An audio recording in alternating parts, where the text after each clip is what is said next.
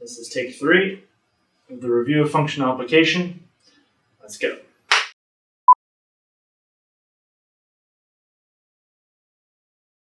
Hi, welcome to the Semantics lecture reviewing functional application.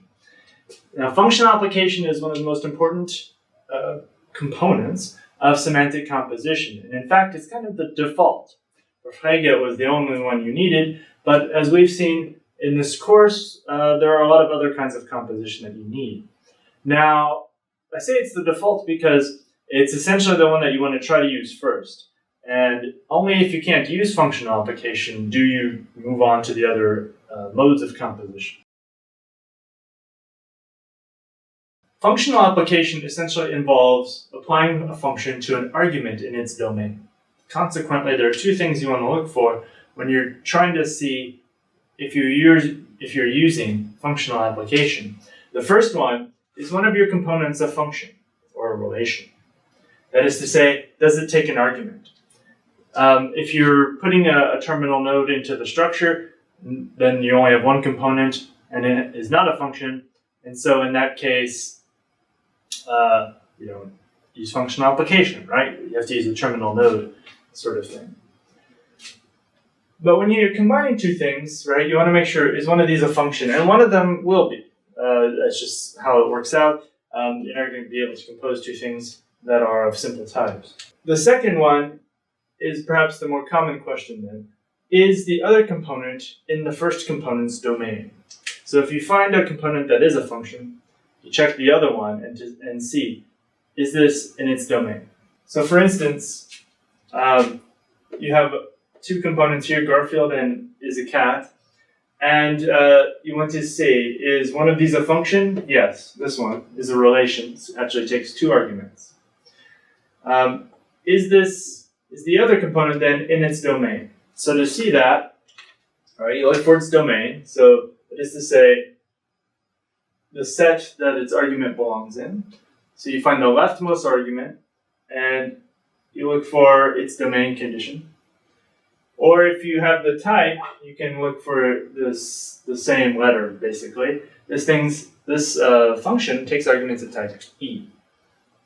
Garfield is of type E, and so we can say Garfield is in the domain of this function. And so we can use functional application. Now when we're doing lambda calculus, functional application boils down to beta reduction. That is to say, you plug this in here, replace all instances of x with it, and eliminate the argument, and you end up with the result. By functional application, an expression of type st. So that's the simple bit. It gets a little more complicated when both components are functions, because then you have to check both components. So for instance, if you have the combining with cat, the is a function, it takes arguments of type et. Cat is a function that takes arguments of type e. And so they're both functions. So which one plugs into which? So this is of type ete. It does not fit type e. So the will not be the argument of cat.